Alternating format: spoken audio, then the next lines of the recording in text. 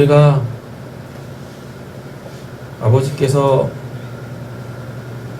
새로이 부여하신 인생을 살고 있습니다. 그 인생 예전 같지 않고 우리가 신앙하며 살아가기 때문에 다시는 우리가 길을 잃지 않을 줄로 믿습니다.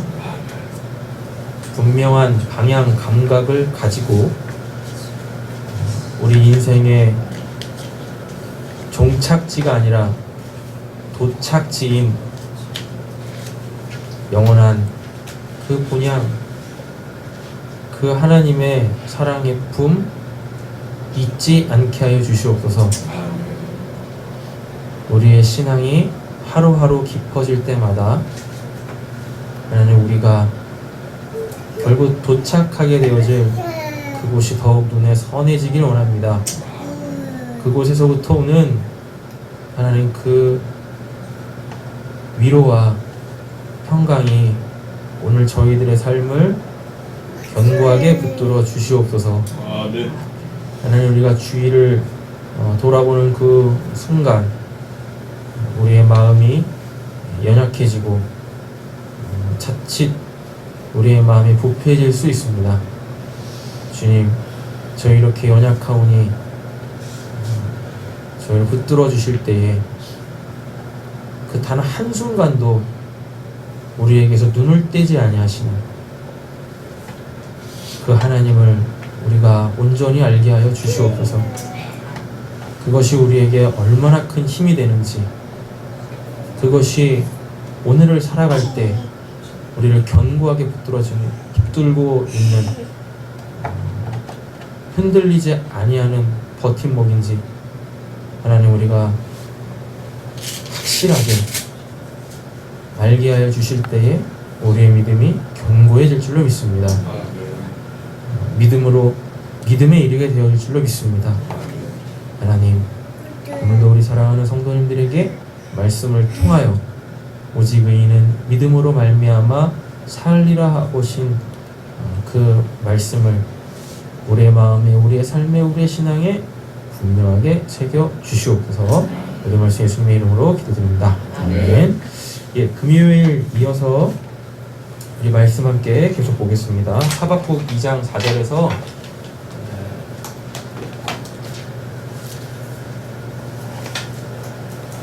오직 의인은 믿음으로 말미암아 살리라라고 했었잖아요. 그걸 이제 로마서, 갈라디아서, 히브리서에서 그 인용을 했어요. 그래서 우리가 지난 시간에 로마서 봤었죠. 오늘은 이제 갈라디아서하고 히브리서 말씀 보도록 하겠습니다.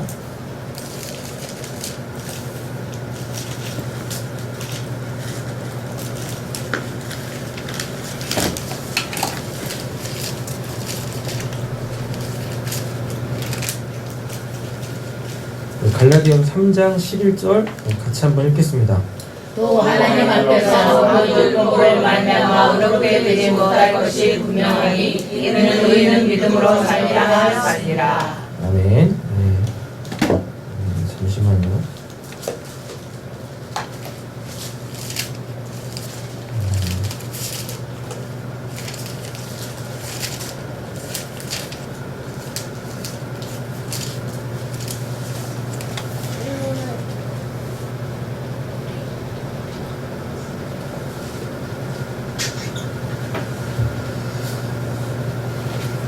갈라디아서 본문 한번 가보도록 하겠습니다.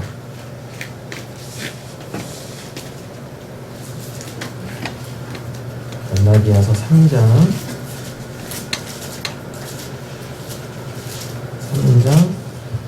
11절에 이렇게 있죠? 네.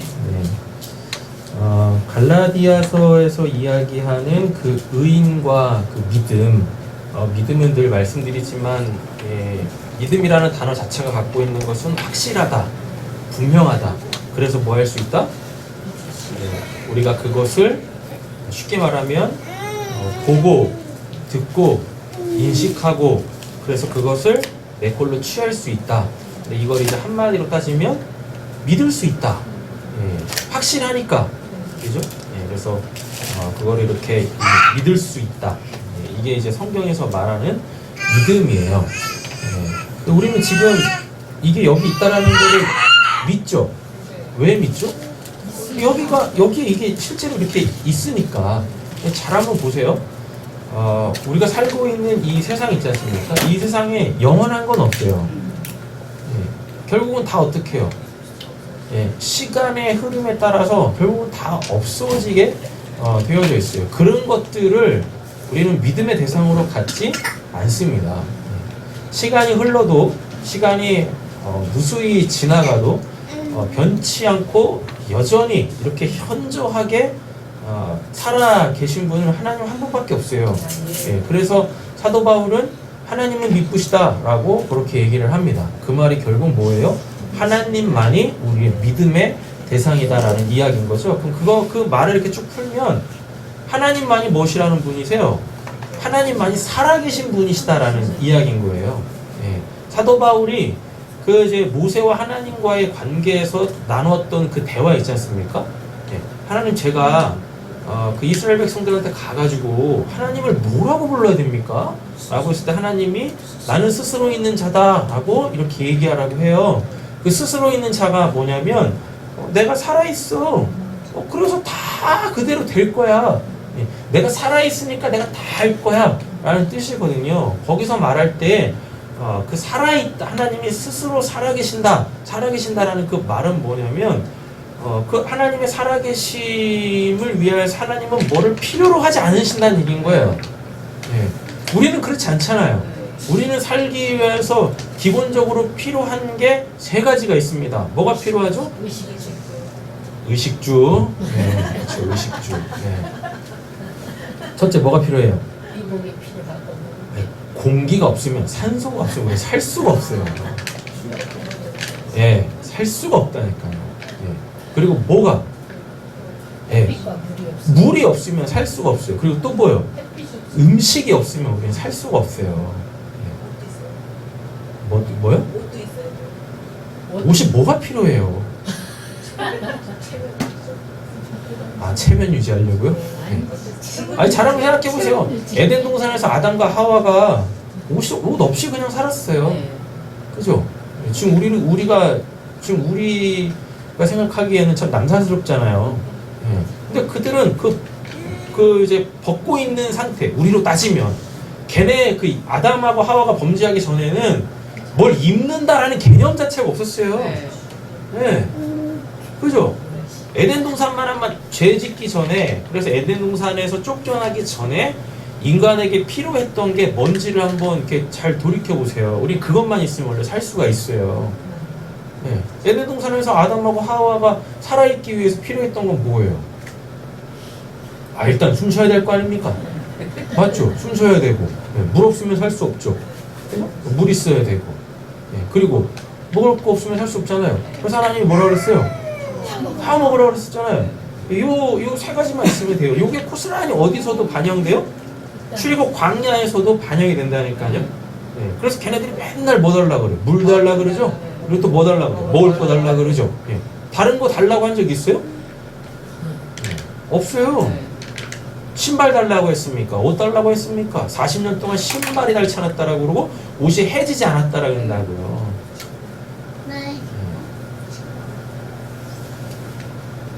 우리 요 세 가지만 있으면 살 수 있어요. 근데 하나님은 요게 필요가 없으세요. 하나님한테 이런 개념 자체가 없어요. 하나님이 살아있기 위해서 하나님 바깥의 그 어떠한 외부적 요소들이 하나님한테는 필요가 없다고요. 이 하나님을 우리가 알아야 돼요. 그래야 내가 이렇게 지금 이 땅에서 살아있을 때 반드시 필요한 것을 알고 그것을 하나님께 건강하게 솔직하게 이렇게 기도할 수 있는 거예요. 대부분 우리가 하나님한테 기도해도 응답을 받지 못하는 이유가 뭐죠? 굳이 나한테 필요하지 않은 것을 가지고 계속 하나님한테 나 그거 없으면 못 살아요 라고 얘기를 한다니까, 이렇게 강구를 한다니까. 그러니까 하나님 측에서 보면 이게 답답한 거예요. 너 그거 없어도 살 수 있어. 왜 그거에 그렇게 목숨을 걸고 있니? 하나님한테 목숨을 걸어야지. 그래서 하나님이 스스로 계신다라는 그 말이 뭔 말인지를 알아야 우리는 이 땅에서 우리의 삶에 우리가 이렇게 마음 주고 있는 것들 있지 않습니까? 네.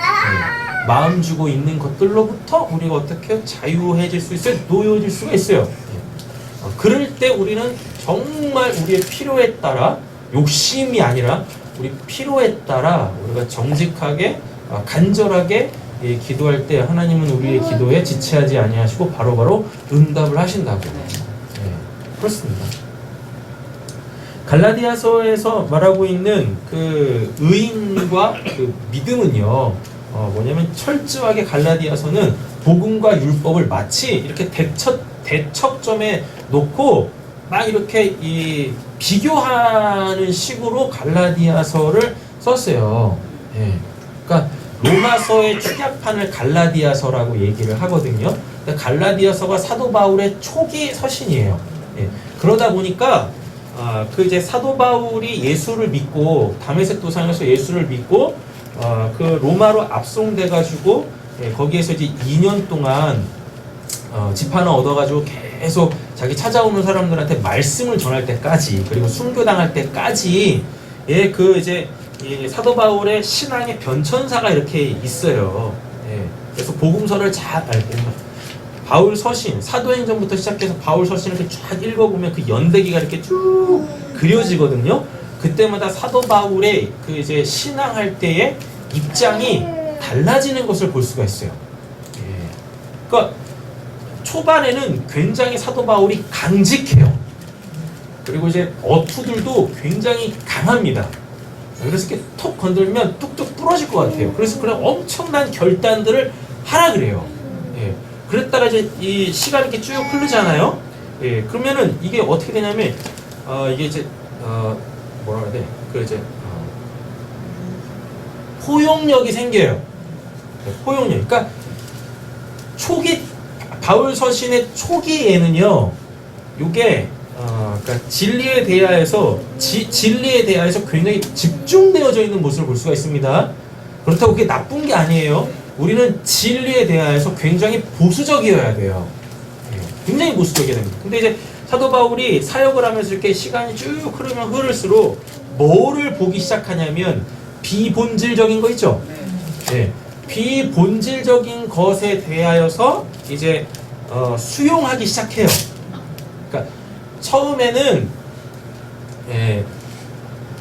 성경을 찢는다고 지옥 가진 않습니다.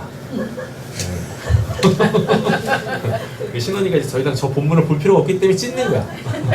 옛날에 그랬었잖아요. 뭐 사전 막 무식하게 외울 때 다 외우면 그만 찢어먹고 막 그랬었잖아요. 그래서 저렇게 믿음의 행위가 반드시 있어야 돼. 더 이상 난 이 본문을 볼 필요가 없다. 딱 이런 거죠. 뭘 하다가 근데 이렇게 핑 돌지? 초기에는 그러니까 그 본질적인 거에 대하여서만 딱 이야기를 했어요. 왜냐하면 그게 이제 그래야지 타협을 하지 않거든요. 복음은 타협하지 않는 것이라는 것에 대하여서 분명하게 알리려고 이 진리에 대하여서 굉장히 이렇게 보수적으로 말씀을 막 전해요. 그랬다가 이렇게 이제 시간이 흐르면 흐를수록 비본질적인 것, 쉽게 말하면 그 비본질적인 것 때문에 우리가 지옥을 가거나 그 비본질적인 것 때문에 오히려 우리가 거꾸로 돌아가지 않게 되는 겁니다. 거꾸로 돌아가지 않는다라는 게 행위에 매이지 않는다는 얘기인 거예요. 행위에. 그러니까 쉽게 말하면 초기에는 복음이라는 진리, 복음이라는 것에 대하여서 타협하지 않는 강직함을 보이다가 나중에 되어지면 그 비본질적인 영역들 있지 않습니까? 그 비본질적인 영역에서 덕의 개념으로 나아가요. 그러니까 초기 서신에는 덕이라는 개념이 거의 안 나와. 근데 이제 이게 후반기로 갈수록 자꾸 뭐가 보여지냐면 나는 믿음이 이렇게 높다 손 치더라도 나와 함께 신앙하는 사람들이 아직 그 정도가 안 되더라고요. 그래가지고 요들에게 이 믿음을 성장시키기 위하여서 비본질적인 것에 내가 덕을 세워야 되는 부분들이 분명히 보이더라라는 겁니다. 그래서 그거에 대하여서 얘기를 하기 시작하는 거예요. 쉽게 말하면 예전에는 만약에 그 사도 바울이 초기에 말씀을 전했다면 어떻게 감히 뭐를 우상에게 드린 그 재물을 먹을 수 있겠습니까? 그러면 안 돼요. 그거 말고도 우리가 먹을 게 얼마나 많은데 이랬다면 후반기로 가잖아요. 예, 이렇게 이 후반기로 가게 되어지면 그게 본질적인 게 아니다라는 것을 알게 된 거예요. 예, 그것이. 예. 그래서 뭐예요? 내가 그거를 먹을 때 내가 전혀 내 복음의 진리와 복음에 대하여서 내 양심에 거리낌이 없으면 그거 뭐 하면 되는 거예요? 먹으면 되는 거예요. 근데 그 모습을 보고 있는 믿음 약한 자가 뭐라고 하면 어떻게 우상한테 갖다 바친 거를 먹을 수 있겠습니까? 라는 그 입장으로 실족하게 되었으면 나는 그거를 안 먹을 뭐도 있어요? 자유도 있다라는 거예요. 자유도. 그게 진리 안에서 자유라는 얘기인 거예요. 네.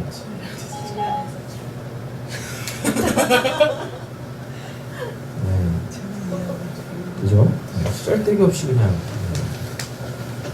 걔도 설교를 아주 잘 됐나 봐. 그래서 제 목소리에 이렇게 반응을 하잖아요. 끄든지 말고 해야 돼요. 그렇죠? 그래가지고 이 율법과 이 복음이라는 것을 마치 대척점에 놓고 율법은 아니다! 라고 막 얘기하는 것 같아요. 근데 그 말을 이렇게 잘 조합해 보면 결국은 내가 하나님 앞에 의로운 자로 설 때 내 행위로 설 것인가 하나님의 은혜로 설 것인가에 대하여서 그렇게 얘기를 하는 거예요. 갈라디아서에는. 네. 그러니까 복음은 은혜, 율법은 행위. 지금 요렇게 놓고 지금 얘기를 하는 거예요. 그러니까 율법 자체가 나쁘다고 악하다고 필요 없다고 얘기하는 게 아니라 율법을 행함으로 통하여서 내가 내 행위로 하나님한테 설 것인가 아니면 나는 아무것도 할 수 없는 자야 내가 뭘 한다고 해서 은혜로운 게 아니라 하나님께서 나에게 하나님 앞에 설 수 있는 그 자격을 주셨기 때문에 은혜로 예. 그 은혜로 나는 하나님 앞에 설 수 있습니다라는 것에 대하여서 이렇게 이 아주 강한 어조로 쓰고 있는 거예요. 예. 됐죠? 그리고 갈라디아서에서는 복음에 대하여서 이야기를 합니다. 그래서 1장부터 다른 복음은 없나니 계속 그 이야기를 하거든요. 그래서 갈라디아서에서는 그 행위가 아니라 은혜로 선다. 근데 그 은혜는 누구로 지어지냐? 하나님께서 예수 그리스도로 주어졌다. 근데 그것이 우리에게 복음이다 라는 거에 대해서 아주 집중적으로 얘기를 하고 있다고요. 그래서 3장 11절에 보시면 이 바울이 하박국에서 이 하박국에 기록되어져 있는 오직 의인은 믿음으로 말미암아 살리라라는 그 말씀을 그 인용을 해갖고 와요. 인용을 해갖고 오는데 그 문맥 속에서 오직 의인은 믿음으로 말미암아 살리라가 뭔지를 한번 보도록 하겠습니다. 먼저 11절 중심으로 놓고 3장 1절부터 볼게요.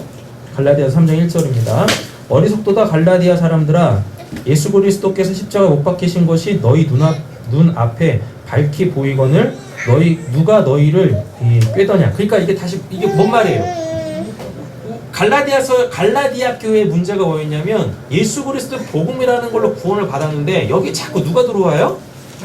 유대교의 율법주의자들이 들어오는 거예요. 그래가지고 자꾸 어디로 회개해요?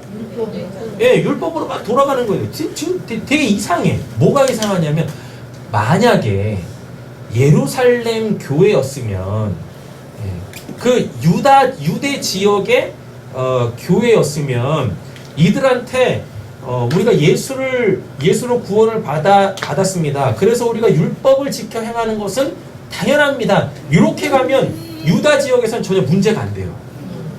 왜냐하면 그들은 그게 삶의 양식이었었거든요. 삶의 방식이었거든요. 예.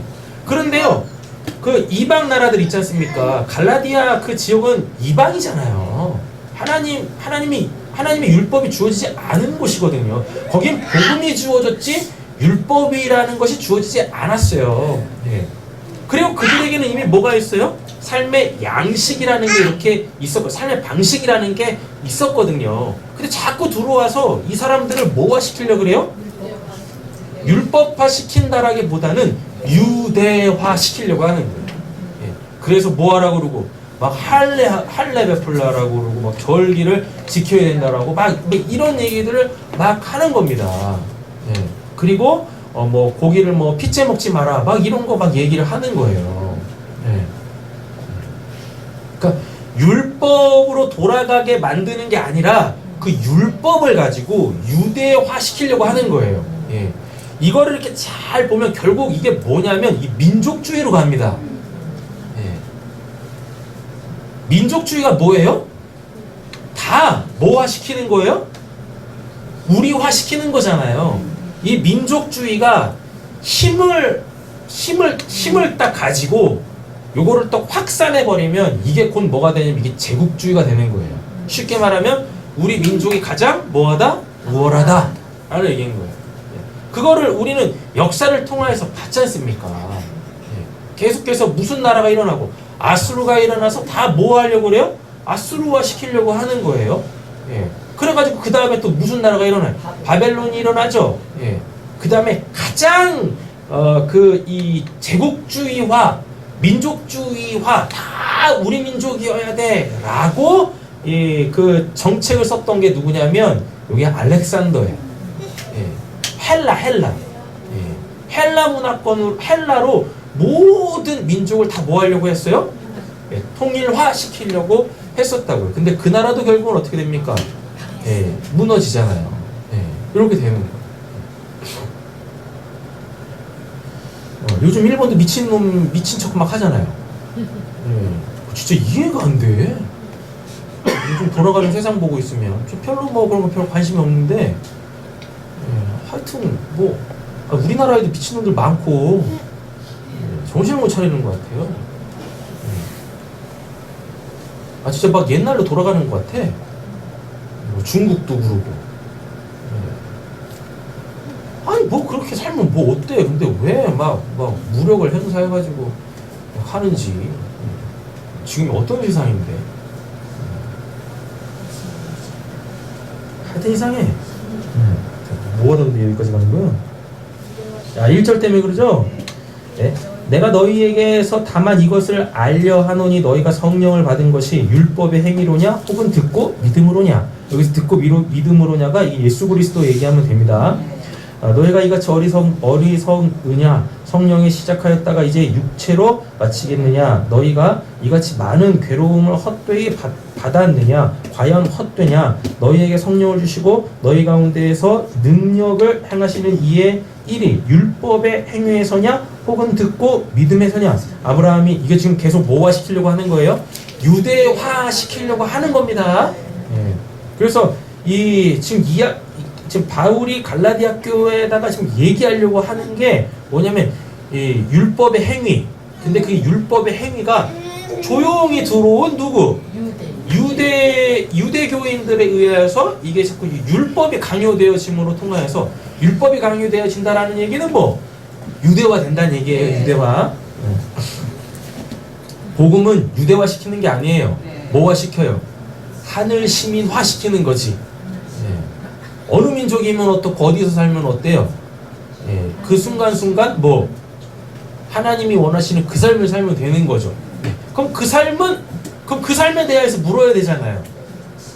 그럼 그 기준이 있어야 될 거 아닙니까? 유대교의 삶의 기준은 뭐였어요? 삶의 방식은 뭐였어요? 율법이었죠. 그죠? 예수로 구원받은 자들은 이제 뭐? 하늘 시민권자잖아요. 하늘 시민권자도 뭔 기준이 있을 거라고요. 그 기준이 뭐예요? 그게 이 땅에서 예수가 살아내셨던 그 삶인 거예요. 그래서 우리는 성경을 통하여서 뭘 봐야 되는 거예요? 예수의 삶을 봐야 되는 거예요. 그래서 마태복음 28장에 예수님께서 하늘로 올라가시면서 지상명령을 주셨지 않습니까? 그거 말씀 잘 봐야 되는 겁니다. 뭐라 그래요? 내가 너희에게 분부한 모든 것을 가르쳐 지키게 하라 라는 이야기입니다. 그게 곧 예수로 구원받은 자의 이 땅에서의 삶의 양식, 죽어서 천국을 가게 되어지면 이 천국에서의 삶의 방식이 바로 예수님께서 우리에게 보이셨고 가르치셨고 그대로 지키라고 하셨던 그 내용이 우리의 삶이어야 되는 거예요. 그 내용은 사복음서와 이 그 서신서에 다 기록이 되어져 있어요. 예. 근데 그 내용이 율법과 전혀 다른 것이냐? 예. 이질적인 것이냐? 결국 그렇지 않아요. 율법에 담겨져 있는 그 하나님의 마음이 있지 않습니까? 하나님의 백성들을 향한 그 하나님의 마음. 예. 그래서 예수가 그 하나님의 율법 속에 담겨져 있는 하나님의 마음으로 그 율법을 참되게, 진짜 하나님이 율법을 주신 그 목적대로 예수님이 율법을 완성하셨어요. 그래서 사도 바울이 그걸 모르는 게 아니에요. 율법을 통하여서 하나님의 마음을 모르는 거에 대해서 막 까는 거예요. 사도 바울은. 율법이 그러하더냐? 한마디로 딱 정리하면 뭐예요? 율법은 뭡니까? 사랑하라라는 거잖아요. 그걸 구체적으로 이렇게 나열을 했잖아요. 어떤 상황 속에서는 이렇게 사랑하는 거라고. 예. 근데 사랑하는 마음 없이 뭐예요?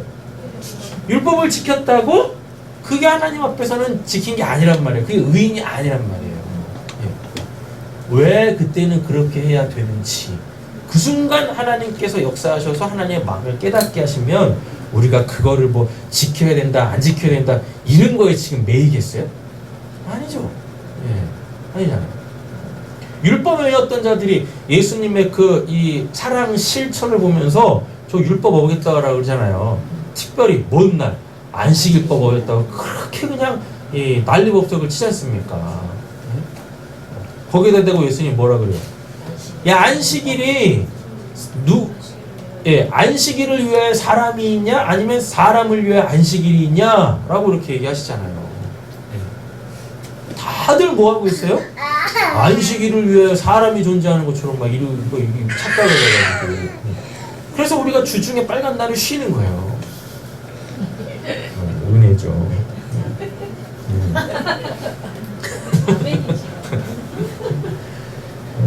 뭐 여튼 계속 가겠습니다.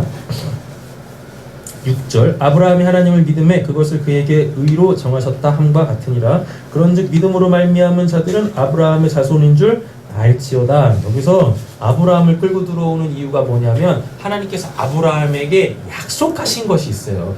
지금 그 약속을 얘기하는 거예요. 그 약속. 예.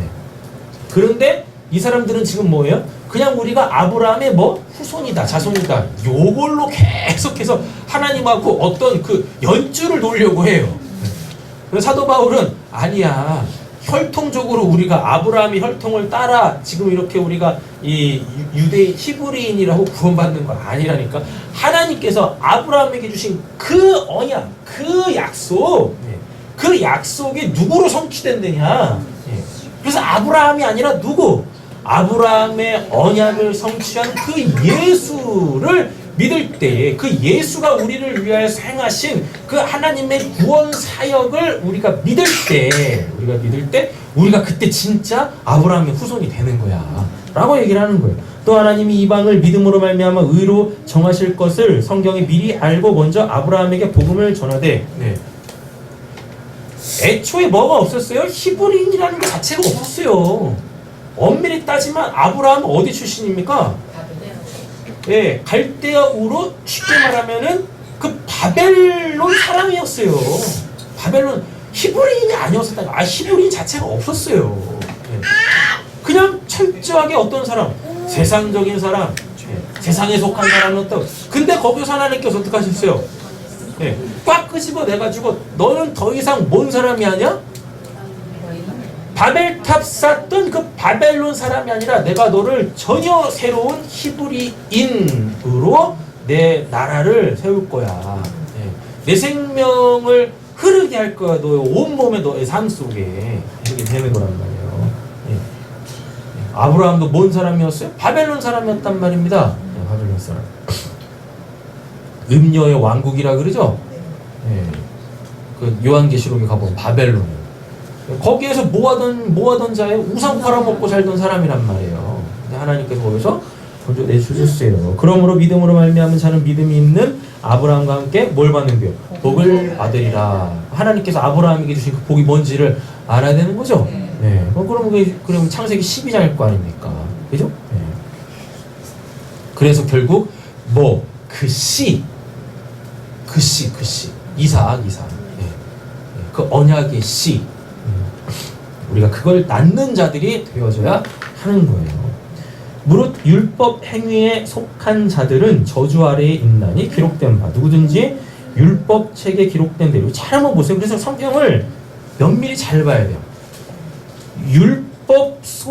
율법에 속한 자들이라고 자라 그래요? 아니면 율법 행위에 속한 자라 그래요? 행위에 속한 자라 그러죠? 네. 그러니까 지금 율법을 까는 게 아닙니다. 율법의 그 행위, 나 율법 지켰어요 라고 하면서 자기 의를 구축하는 자, 그래서 자기의 바벨탑을 쌓아서 내 행위로 내가 내 구원을 이루겠어요 라고 하는 거, 지금 그걸 까고 있는 거예요. 그걸 11절 아직 안 읽었죠? 10절요. 누구든지 율법 책에 기록된 대로 모든 일을 항상 행하지 아니하는 자는 저주 아래에 있는 자라 했습니다. 지금 이게 뭔 얘기를 하는 거냐면 율법이 이렇게 쭉 있을 거 아닙니까? 네, 율법이 쭉 있는데 그럼 그걸 다 해야지? 지켜야지. 예, 의로울 수 있는데 요거는 지키고 요거는 안 지키면서 뭐라 그래요? 자기는 그 율법을 내가 요거 지켰잖아요 라고 하면서 지금 자기 의를 내세우고 있는 거예요. 예. 사도 바울이 그러는 거죠. 근데 너 이건 왜 안 지켰니? 예. 이러면 거기서 또 할 말이 없는 거지. 예. 그거 얘기하는 겁니다. 그래서 율법에 속한 게 아니라 율법 행위에 속한 거를 까고 있다. 11절입니다. 또 하나님 앞에서 아무도 율법으로 말미암아 의롭게 되지 못할 것이 분명하니, 그러니까 쉽게 말하면 율법이 이렇게 있는데 이 율법을 다 지킬 수 있는 사람은 아무도 없다. 이 말을 사도 바울이 하는 건 굉장히 의미가 있어요. 왜냐하면 사도 바울 자체가 자기를 어떻게 인식하고 있었습니까? 어떤 삶을 살고 있었습니까? 나는 율법에는 단 한 점의 흠도 없는 자다라고 얘기를 했어요. 근데 예수를 만나고 딱 보니까 어때요? 네, 율법으로 자기처럼 흠이 많은 자가 또 없더라 라고 지금 사도 바울이 고백하는 거예요. 네, 이렇게 의롭게 되지 못할 것이 분명하니 이는 의인은 뭐라 그래요? 믿음으로 말미암아 살리라. 그러니까 지금 본문 안에서 사도 바울이 이야기하려고 하는 의와 그 믿음은 뭐겠습니까? 율법의 행위, 나의 그 행위에 묶여 있으면 안 된다라는 거예요. 행위에 묶여 있습니다. 그렇죠? 그래서 율법은 믿음에서 난 것이 아니다라 그러죠? 예, 당연하죠. 왜냐하면 이스라엘 백성들이 언제 율법을 받아요? 이미 출애굽해서 쉽게 말하면 구원 받은 후에 율법이 주어지잖아요. 애굽에 있을 때부터 율법이 주어져서 그 율법을 갖고 나온 게 아니라고요. 뭣도 모르는데 그냥 뭘로? 전적인 하나님의 은혜로 구원을 받았어요. 애굽이라는 세상에서, 애굽이라는 나라에, 거기도 법이 있을 거 아닙니까? 바로라는 법이 있었잖아요. 거기서 나왔다고. 그럼 쉽게 말하면 뭐란 얘기입니까?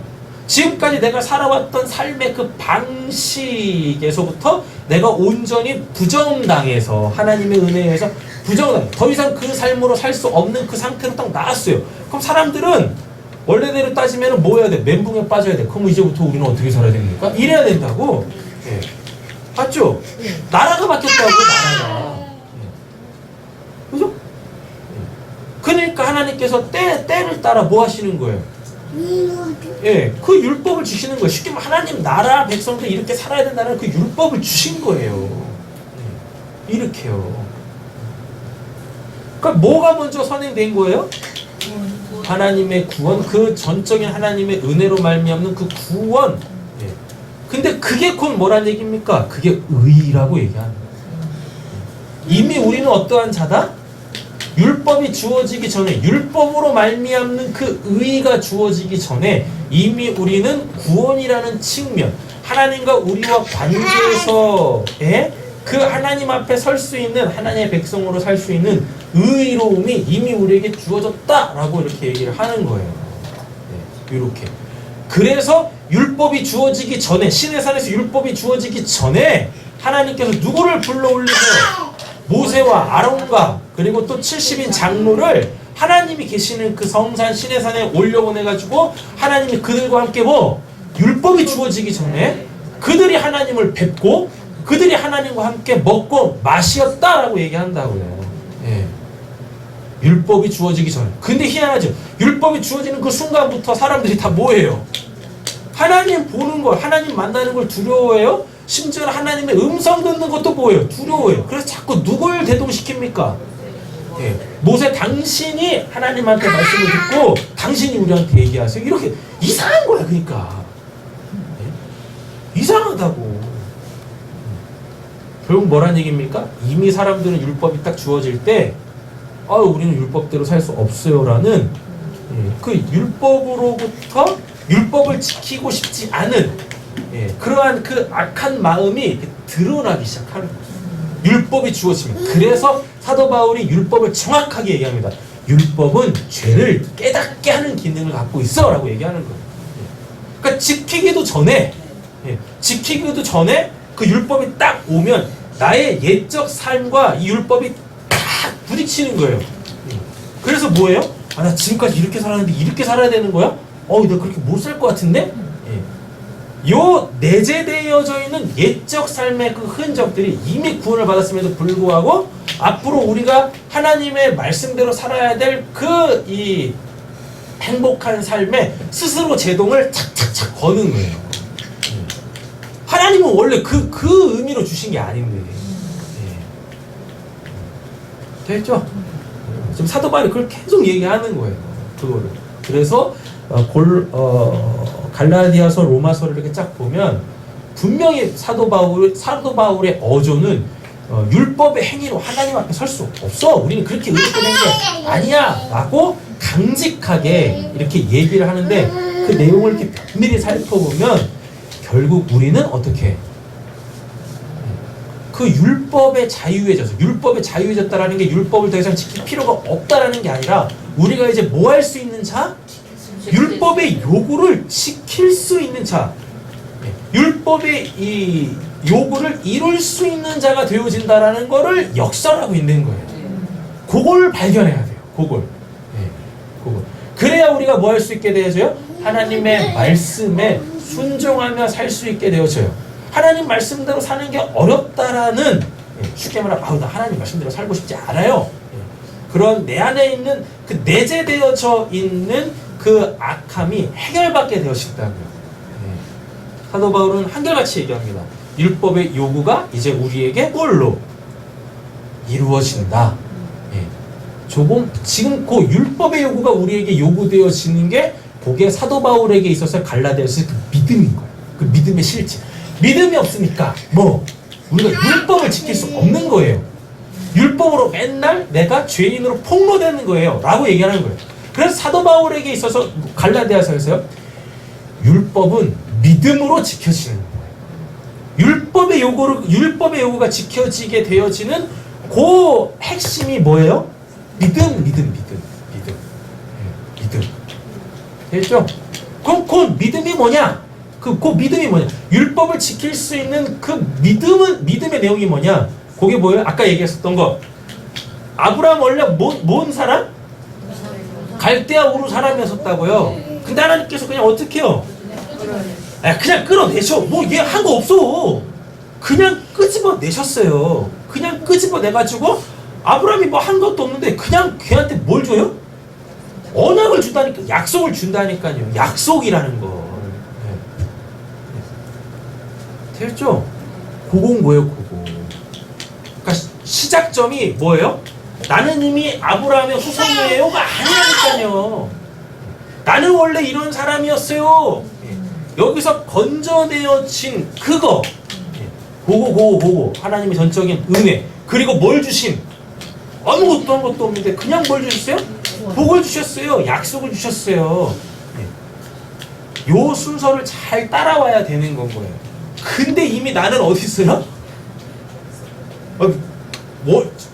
현실적으로 보면 난 지금 여기 이렇게 있는데 어디 희한하게 나는 지금 여기 있다고 착각을 하는 거예요. 사람들이 다.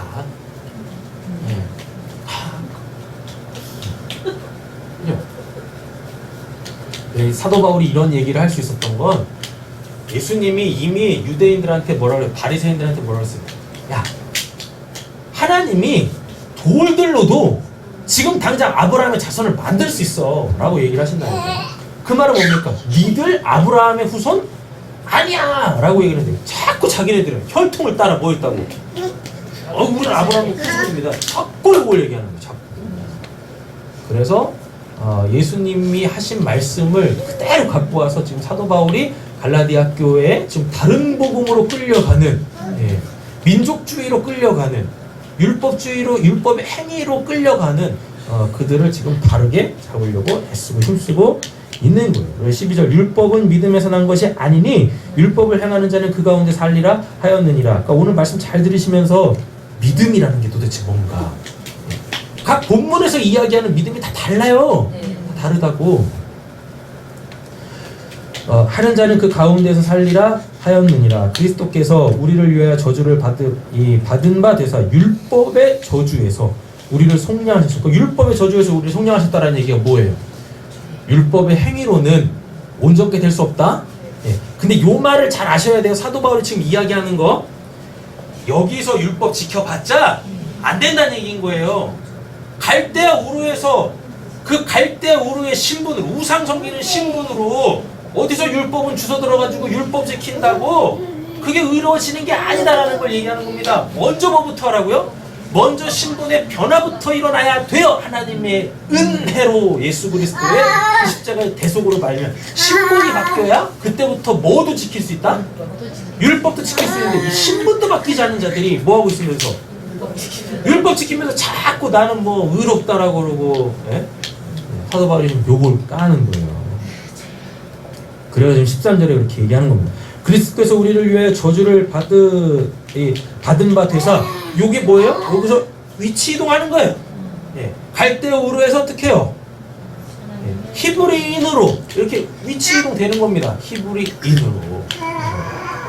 히브리인은 민족을 얘기하는 게 아닙니다. 아셨죠?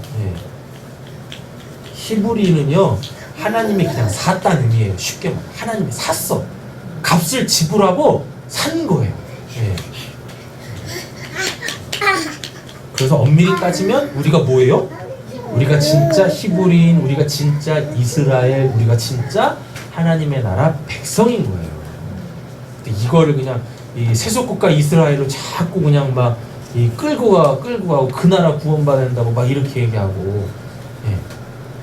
지금 세속국가 이스라엘은 하나님의 구원의 대상이 아니에요. 세속국가 이스라엘이라는 나라 자체가, 하나님은 결코 어떤 나라를 구원하시는 게 아니에요. 하나님은 누구요? 사람을 구원하시죠. 사람. 한국 사람을 구원하는 게 하나님의 그 계획이 아니에요. 그냥 한국에서 살고 있는 누구? 그 죄인. 한국이라는 뭐? 영적 갈대아 우르에서 살고 있는 그 한 사람을 구원하시려고 하는 것이 하나님의 구원 계획이지. 하나님이 일본을 구원하려고 하시는 게 아닙니다. 일본이라는 영적 갈대아 우르에서 살고 있는 그 죄인 그 한 사람을 하나님은 구원하시려고 하는 거예요. 어디서 여기서 막 뭐 민족주의가 나오고. 예수님이 마태복음 16장에서 뭐라 그래요? 너희는 날 누구로 하느냐? 하고 했을 때 누구냐?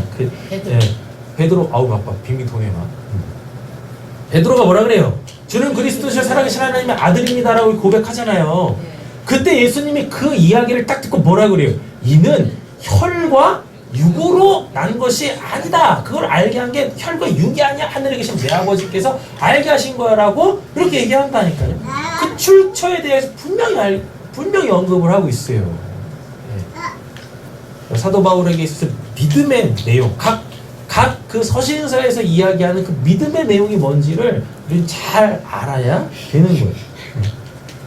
나왔네요. 기록된 바 나무에 달린 자마다 저주 아래에 있는 자라 하였음이니라. 쉽게 말하면 여기서 나무에 달린 자가 이게 십자가에서 죽었다는 얘기인데, 이거는 이제 뭐냐면 율법을 어긴 자는 이렇게 죽어야 돼. 나무에 달린 자마다 저주를 받는다라는 말이 유대인들한테는, 히브리인들한테는 어떻게 들리냐면, 하나님의 말씀대로 살지 않은 자는 공개 처형 당해야 돼. 요거라고요. 하나님이 하나님 말씀대로 살지 않았기 때문에 하나님의 심판을 받은 자, 이게 나무에 달린 자마다 저주 아래 있는 자다라고 얘기를 하는 거예요. 네. 그래서 예수님이 뭐 하고 계시는 거예요? 나무에 달리셨죠? 그 십자가에 달리셨죠? 예. 그로 말미암아 지금 뭐 하고 계시는 거예요?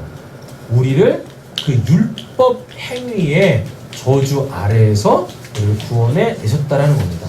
아무도 그 율법으로는 뭐 의로워질 수 없다. 예. 근데 이 말이 결국 이 말이 이야기하려고 하는 게 뭐라고요? 위치 이동이 되지 않은 상황 속에서 아무리 율법을 지켜봤자 그거는 자기 의만 구축해서 자기를 드러내는 거지. 하나님의 백성으로 아니 하나님의 백성이지도 않은 자들이 뭐 한다고 율법을 지켜? 하나님 말씀대로 살아요. 뭐 한다고? 그잖아요. 뒷다 웃긴 게 어느 나라 가면은 우리나라에서는 그게 전혀 죄가 아닌데 법적으로 뭐 저촉이 되는 게 아닌데 어느 나라 가면은 그 나라 법에 의하여서 법을 어기게 되어지잖아요. 그잖아요. 근데 이제 그 나라에 딱 놀러 갔어. 뭘 했든지 안 해. 그때 놀러 갔어. 근데 자기는 모르게 그 법을 몰라서 거기에 내가 저촉이 됐어요. 저촉이 됐다니까. 그래서 거기서 법을 어겼어요. 거기서 뭐 법을 어겼으니까 무슨 뭐 제재를 받거나 뭐 무슨 뭐 벌금을 내거나 감옥 생활을 했다 뭐 이랬다 손 치겠습니다. 근데 그 사람이 다시 어디로 왔어요? 한국에 왔는데 한국에 와서 그 법을 지키고 있는 이 멍청한 것이? 그죠? 이런 경우들이 신앙생활에 많다고요. 많은 거야.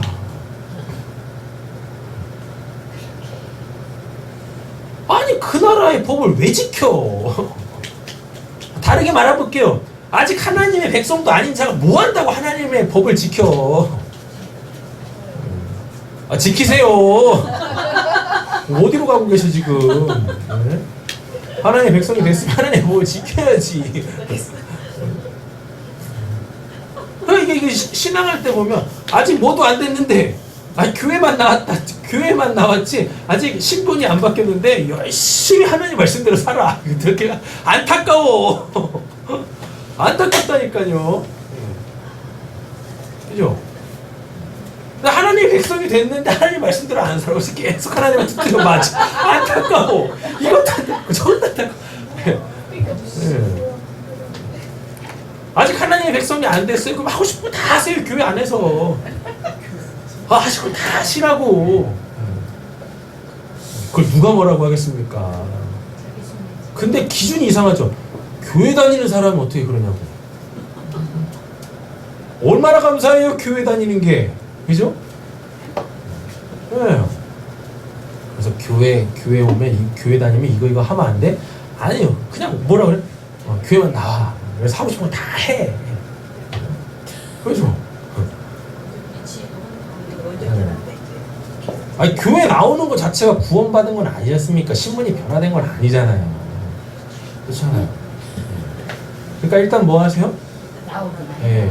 교회 다니면 그거 하면 안 돼, 저거 하면 안 돼 이렇게 하지 마시고 교회 오면 그걸 더 그냥 자유롭게 할 수 있다고. 더 자유롭게 할 수 있다고. 그러니까 일단 교회만 나오시라고. 자유롭게.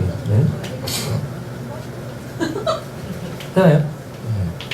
그러다가 계속 하나님의 말씀을 듣고 그냥 이 사람들이 그냥 막 기도하는 소리에 까무러치고 놀래고 막 새로운 문화 충격이 일어나더라도 결국 그 은혜 받는 자리에서 어떻게 해요?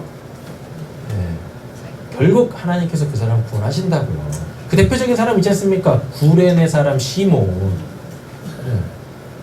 아유 예수님 관심도 없었어. 그 자기도 원치 않는데 그냥 예수 십자가 치고 가다가 어떻게 해요? 아니 그냥 하나님 구원하시잖아요. 하나님의 은혜가 없었으면 그 평생 트라우마였을 거예요. 그쵸? 평생 트라우마였을 거예요. 그런데 하나님의 은혜가 주어지니까 그 사람은 어떻게 되어져요? 자기 자녀들까지도 그 십자가의 삶을 전해주더라라는 겁니다.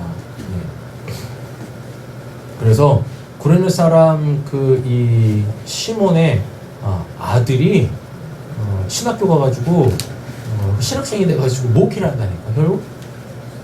네? 성경 나오잖아요. 그에게 문안하라라고 얘기한다니까요.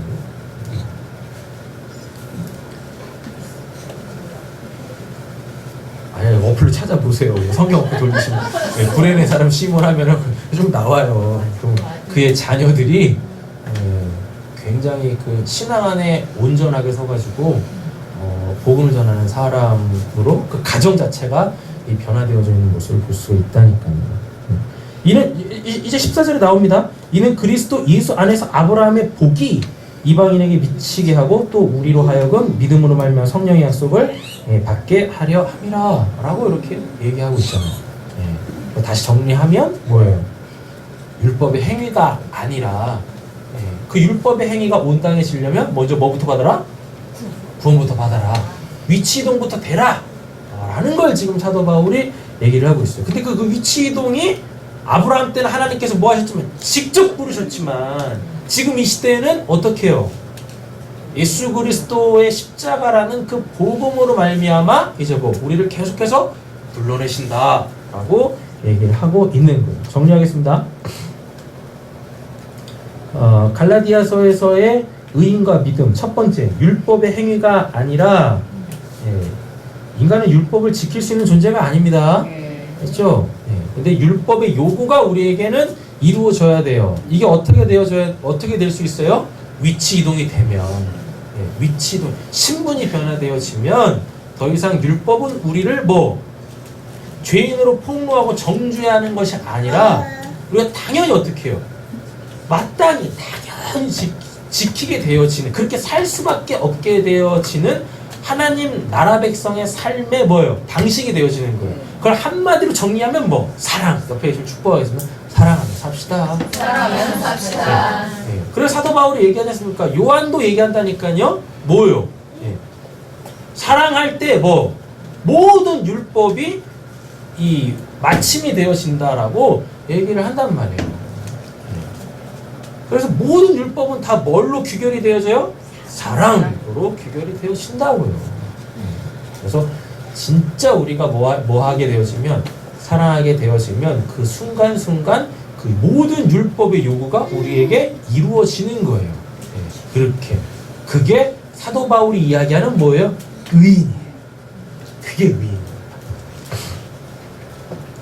예수로 통하여서 의로워졌다는 약속을 믿는 자가 의인입니다. 찾아보겠습니다. 갈라디아 4장입니다.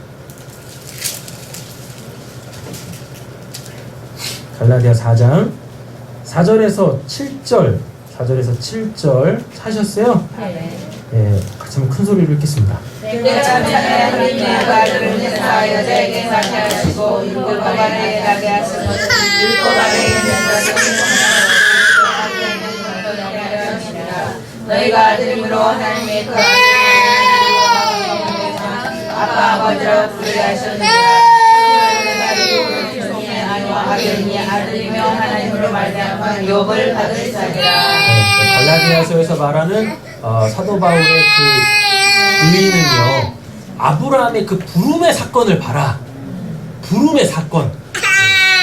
그게 율법으로 된 것이냐? 아니죠. 뭘로 됐다는 얘기인 거예요? 하나님의 은혜, 그 복음, 그게 복된 소리지. 내가 뭘 해서 그거에 상응하는 뭘 받는 게 그게 어떻게 복음이냐? 그거는 마땅한 거지. 그죠? 우리한테 진짜 복음은 뭐예요? 이게 오해가 없으셔야 돼요. 내가 아무것도 하지 않았는데 그냥 하나님께서 뭐예요? 목 주신 거야. 이게 복된 소리죠. 맞잖아요. 요걸 얘기하는 거예요. 갈라디아서에서 말하는 사도 바울의 의의는 뭐라고요? 아브라함의 부름 사건. 아브라함의 그 부름의 사건. 아무것도 하지도 않았는데 그냥 하나님께서 그 사람을 딱 어떻게 선택하고 불러서 그에게 뭐 주신 거? 복 주신 거, 언약 주신 거. 요거를 알게 되어지는 것, 요게 믿음이다. 그 사건 자체가 우리가 믿어야 될 믿음의 내용이고, 우리가 그렇게 되어졌을 때 그 상태를 뭐라 그래요? 의인이다 라고 얘기를 하는 거예요. 됐죠? 5장 4절 한번 가보실까요? 때가 찼다라 그래요. 때가 딱 되니까 어떻게 해요? 하나님께서 그 은혜를 베푸신 거야. 5장 4절 읽겠습니다. 율법은 서로 땅으로 만드는 그리스도에게서 하나도 은혜에 떨어진 자로다. 그래서 이 말 막 오해해가지고 율법을 지키면 안 돼요. 이 율법으로는 의롭게 될 수가 없어요. 이렇게 가시면 안 됩니다. 문맥 자체가 다 뭐예요? 그 부름의 사건이 아브라함의 자손도 안 된 자가 아브라함의 그 부르심의 사건도 이루어지지 않은 자가 무슨 자꾸 뭔 타령? 율법 타령하니 안 된다고 라고 얘기를 하고 있는 겁니다. 자, 갈라디아서에서 의인, 믿음 두 번째입니다. 오늘 여기까지만 할게요. 사랑으로 서로 종로로 타는 게 의인. 그러면 믿음의 내용은 뭐겠어요? 사랑 이게 되겠죠. 믿음의 내용은 사랑. 그 사랑을 실천하는 자가 뭐? 의인 이렇게 되는 거죠. 로마서 갈라디아서 5장 13절 14절 찾으셨죠? 읽겠습니다. 너희를 어지럽게 하는 자는 스스로 명을 이루어나노라. 그 자녀들아 너희가 자유를 지하여로 오직 사랑으로 서로 종로를 하라. 율법은 내 이웃 사랑하기를 내 자신같이 하라 하시는 말씀이 이루어졌나니 만일 서로 물고 먹으면 피차 멸망할까 조심하라. 또 있잖아요. 10절에 뭐라 그래요? 오히 율법은 내 이웃 사랑하기를 내 자신같이 하라 하신 말씀에서 어떻게 이루어졌나니 라고 이렇게 얘기를 한다는 거예요. 그러니까 쉽게 말해 사랑도 하지 않으면서 그러니까 하나님의 사랑이 뭔지도 모르면서 율법의 정신 자체가 뭔데? 사랑인데 그 사랑이 뭔지도 모르면서 그냥 뭐예요? 조항으로 지킨다고 그게 하나님 앞에 설 수 있는 의인이겠나? 아니다라는 거죠. 그러니까 쉽게 말하면 지금 사도 바울이 두 번째로 이야기하는 그 믿음의 내용은 뭐예요? 사랑이 뭔지를 알아야 돼. 그 사랑의 실체를 만나야 돼. 그래서 내가 뭐가 돼야 돼? 사랑이 돼야 돼. 그게 믿음인 거예요. 그게 믿음은 뭐라고 그랬어요? 확실한 거잖아요. 분명한 거잖아요. 사랑이 뭔지를 알아야 되고 그 사랑이 뭐가 돼야 돼요? 내가 되어줘야 된다니까요. 그랬을 때 그 사랑으로 각 상황 속에서 옳게 선하게 행할 때에 그 행하는 자가 뭐가 되는 거예요? 의인이 되는 거예요. 그러니까 똑같이 그 상황 속에서 율법을 지키고 있는데 희한하게 어떠한 사람은 뭔데? 의인인데 어떠한 사람은 뭐예요? 죄인인 거예요. 똑같이 율법을 지키고 있는데 그래서 하나님이 뭘 보신대요? 그 외모를 보지 아니하시고 중심을 보신다고 하는 거예요. 중심. 됐죠? 그러니까 율법을 한번 지켜보세요. 내 마음이 지금 어떠한지 그게 중요한 거예요. 내 마음은 온데간데 없이 나 율법 지켰어요. 내가 이런 일을 해가지고 이런 결과를 냈잖아요. 그러니까 나는 뭐예요? 의인이에요? 하나님한테 안 통한다니까요. 그래서 율법을 지켜봐야지 알아요. 내가 지금 어떠한 마음으로 그걸 하고 있는지. 내가 사랑 없이 그냥 율법을 지키면 내가 뭐 하는 거예요? 그게 내가 죄인인 거예요. 뭔 죄인? 율법을 어기고 있는 죄인? 아니죠. 사랑 없는 죄인이 되는 거예요. 하나님이 무엇인데? 사랑이신데. 하나님 없이 뭐 하고 있는 거예요? 하나님 없이 하나님 나라에서 살고 있는 거예요. 되게 이상한 거야. 이게 되게 이상한 거예요. 쉽게 말하면 이게 정치 얘기하는 거 아니니까 잘 이해하세요. 우리나라 대통령을 인정하지 않으면서 우리나라에서 살고 있는 거야. 다른 나라 대통령을 인정하면서 그게 자기네 나라 대통령이라고 하면서 한국 땅에 살고 있는 거예요. 뭐야 그게? 예? 그런 인간들 아주 큰 물티슈로 마음을 빡빡 닦아야 돼.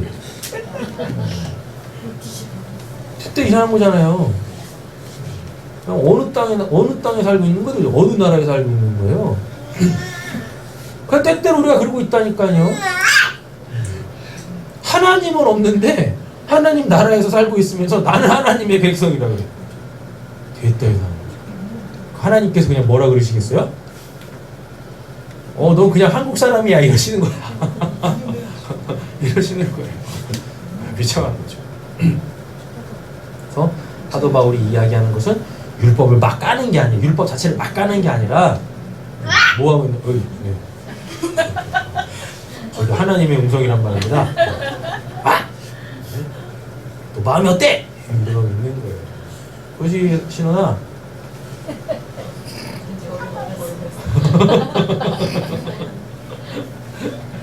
이거예요.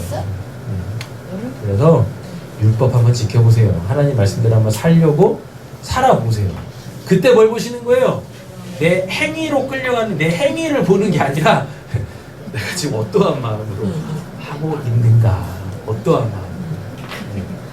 그때 내 실체는 폭로될 것이고, 그때 하나님께서 나를 어떻게 해요? 의롭다. 오, 너가 그거 했네가 아니라 너와 나와의 관계에서 내가 있는지 없는지, 너가 이제 그걸 봤구나. 없다면 뭐요? 그때가 뭐요? 내가 찬 거예요. 그제서야 내가 인정한 거예요. 아, 그렇군요. 내 안에 하나님이 아니 계셨네요. 내 안에 사랑이 없었네요. 그거를 인정하게 되어지면, 그거에 대해서 통감하게 되어지면, 그때 하나님께서 어떻게 해요? 우리를 끄집어내는 거예요. 하나님 없음에서 하나님 있음으로 딱 끄집어내신 거예요. 기도하겠습니다.